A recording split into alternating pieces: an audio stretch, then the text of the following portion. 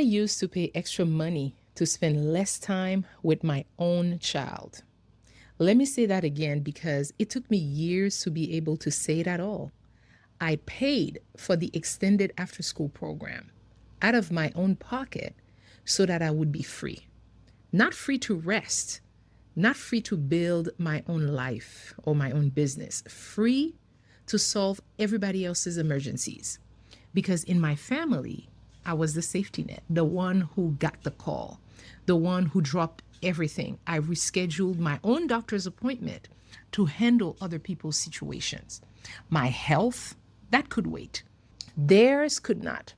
That was the math I lived by, and I never once questioned it. And after a single rescue, the same feeling. Everyone else was taken care of, everyone else could breathe again. And I would sit there drained all the way down to the bone and quietly realizing that everybody had been taken care of except me. It took me until 50 years old to learn the sentence that changed my whole life. There is more to life than being everyone's safety net. And the net I never built for myself was made out of all the time that I kept giving away. Because being the safety net was never really a personality. It was a position, a job that I was assigned because I was good at it. And here's the thing about being good at solving problems.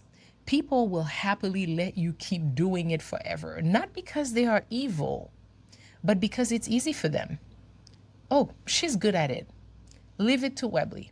And she will be left holding the whole weight while everybody else goes back to living their lives. So let me tell you who I am talking to. I am talking to the resourceful woman, the problem solver, the one who knows how to make calls, fill out the applications, do the legwork, find the answers that nobody else could find. The one that people hand things to because she always figures it out. And I need to name the trap that comes with being that woman because nobody warns you about it. Your competence becomes an invitation. The better you are at solving problems, the more problems get quietly handed to you. And somewhere along the way, your willingness to serve, it gets read as a standing offer. They stop asking if you can help. They just assume that you will. So you just carry it, the whole weight, and when it is solved, everybody is happy. And you are the one left exhausted, burned out, and sometimes hundreds of dollars out of pocket. And then the phone rings again. That was my cycle. Volunteer, carry it, solve it, resent it, repeat. If you know that cycle, if you are living inside it right now, this video is me handing you the exit because I found it at 50 years old and it was closer than I ever thought.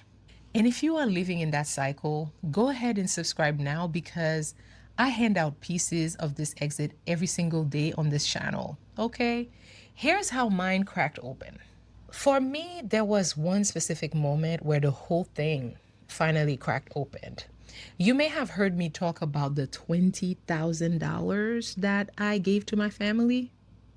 I have a whole video about that money, but this video is not about the money. It is about what happened after, because years went by and the conversation about paying it back never came, not once. And to release myself from that resentment, I had to be the one to bring it up. And I want you to understand how heavy that phone felt because I rehearsed it. The woman who solves everything for everybody rehearsed how to ask for her own money back. And I remember my heart going before I even started talking because in my family, in a lot of our families, bringing up money that you are owed makes you the problem. You become the greedy one, the keeping score one.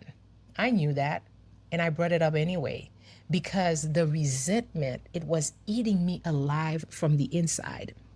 And when I finally said it, the story that I got back was completely different from the agreement that we had made, different from the facts, different from the conversation I had been present for with my own ears.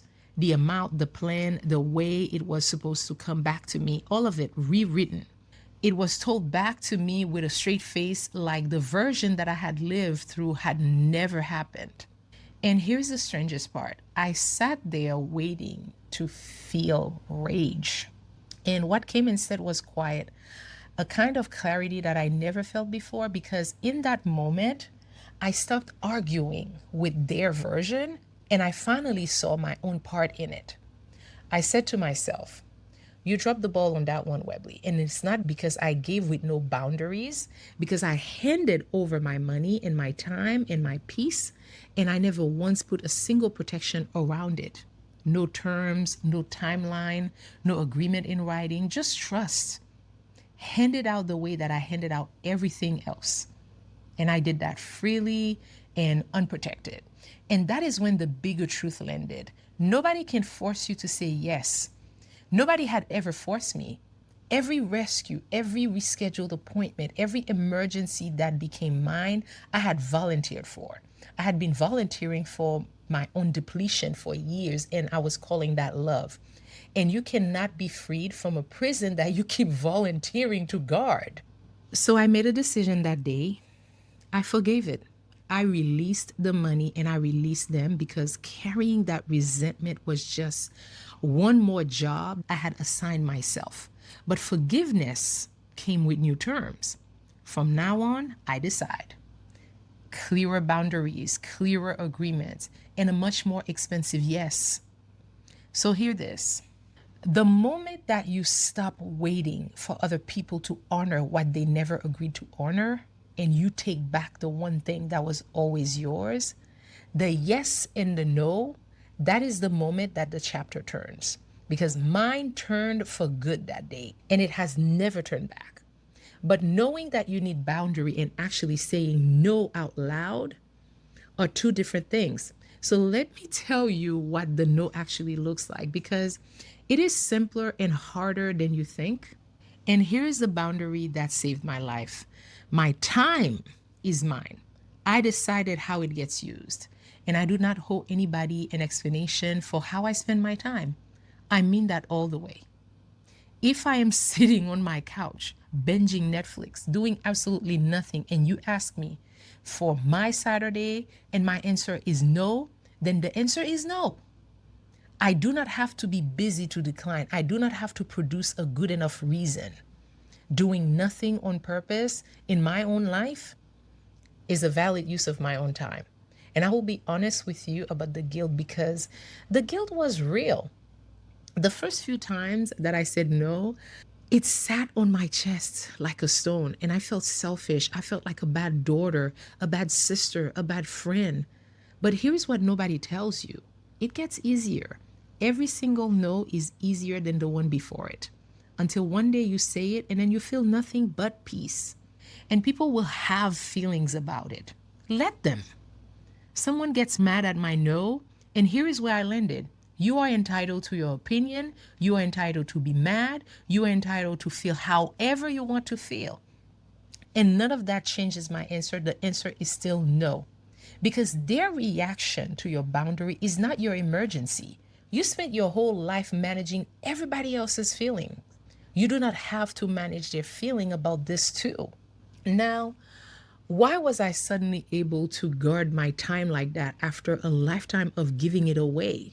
Because I finally understood what time actually is. And once you see this, you cannot unsee it. People love to say time is money.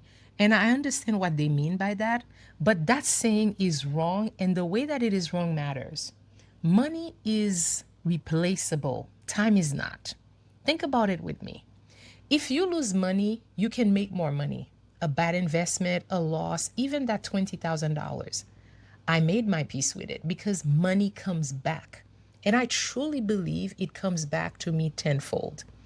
Money is renewable source. But look at the clock with me right now. Look at this exact minute. It's 9:53 p.m. The moment I finish saying this, that minute is gone. Not spent, gone. It stopped being that time while the words were still leaving my mouth. And there is no job, no hustle, no prayer, and no amount of money that will ever bring that 1 minute back to either of us. So you cannot produce more time. Nobody gets 48 hours in a 24-hour day. Now, wealthy people will tell you they buy time. And in a way they do. They hire people. They delegate. They use money to buy other people's time. But even they still only get 24 hours of their own. The clock is the one thing on this earth that does not care what you have. So now do the math with me on what being the safety net really costs. Every problem I solved for somebody else took hours, the calls, the applications, the legwork, the follow-up. And every one of those hours came from somewhere. It came from my dreams being delayed, my health being rescheduled, my own life sitting in the waiting room year after year while I handle everybody else's. When people were taking my time, they were not borrowing something that I could replace. They were taking the one asset that I can never make more of. And so was I every time I said yes when I meant no. So if you are ready to stop handing away the one thing that you can never get back and start spending your hours like they are the treasures they actually are, then subscribe and stay right here with me. Because this whole channel is a 50-year-old woman taking her time back out loud in real time and building a life with it. There is nothing wrong with you for wanting your own hours, and you belong here. So what does protecting your time actually looks like day to day? Let me give you the real thing, because I want you to leave here with words that you can actually use, that you can actually implement. So recently, a friend asked me to give a presentation to her group over Zoom, a real opportunity. Flattering. The old me would have said yes on the spot and then drowned in it for weeks. Instead, the first thing that I did was look at my schedule, not my feelings, my schedule, because a presentation is never just a presentation. It is the preparing, it is the slides, it is the practice, the follow-up. And I could see plainly that I did not have the time to give that presentation. So I told her the truth.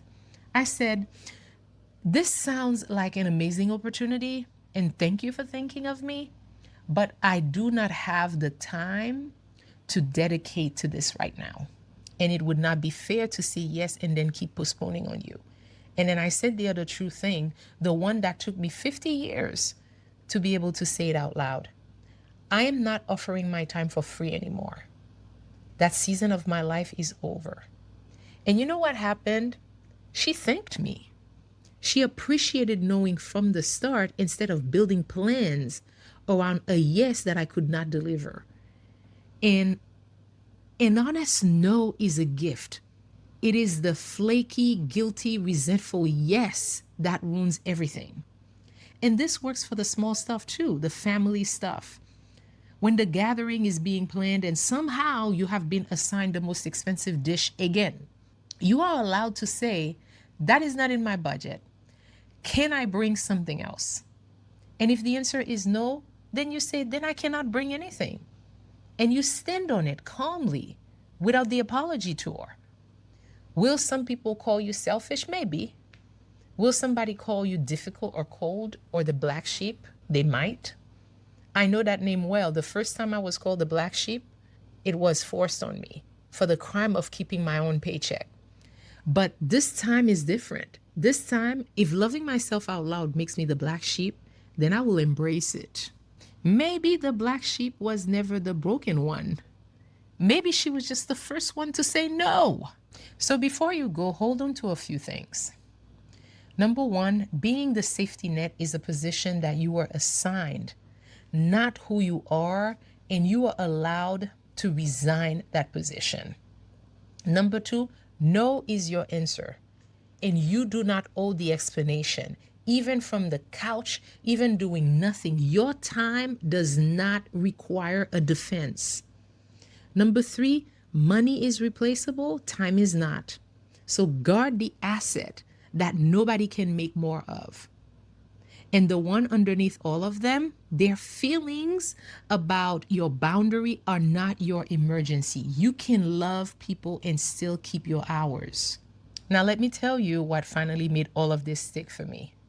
There was a hard season in my life, about 5 years of it, where things were not working and the calls for help were not coming in for me the way that I had always answered them for everyone else. So I hit a bottom in that season. And at that bottom, when I looked around, it was just me and God. This was the whole room. And something about that bottom set me free. Because when you have already lost what you were afraid of losing, the fear loses its grip on you. I picked myself off of that floor and I came back up holding my own hours like they were gold. Because now I knew nobody was coming to protect my time for me. That job was mine. So let me go back to the woman from the beginning, the one paying extra money to be more available for everyone but herself, rescheduling her own doctor's appointment, carrying everyone, caught by no one. She was not weak. She was generous in a world that will take everything a generous woman offers and then ask, what else does she have? And at 50 years old, she finally learned the sentence that gave her whole life back. There is more to life than being everyone's safety net. The net that you spend your whole life holding for other people, at 50 years old, you finally get to weave one under yourself, out of your own hours, your own peace, your own name, on your own time. And that is not selfish. That is a second birth. All right, so for those of you just meeting me, I am Webley, and I make videos for women who are starting the whole thing over on their own terms at an age that the world told them was far too late. So now I want you to tell me in the comments, what is one thing that you are taking off your plate this month? Without an explanation, write it here. Practice the no with us first. I read every single comment, and I will see you in the next one.